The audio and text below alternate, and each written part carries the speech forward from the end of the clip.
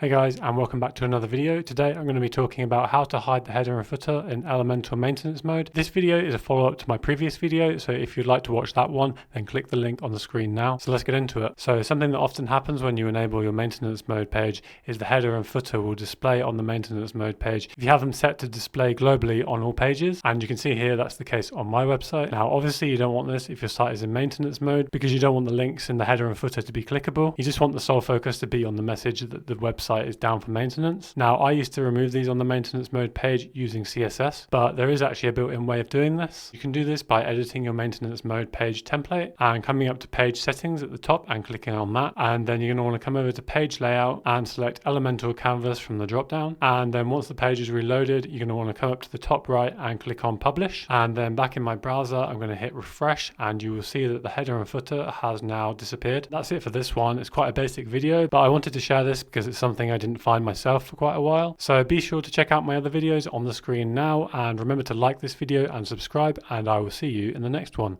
Peace.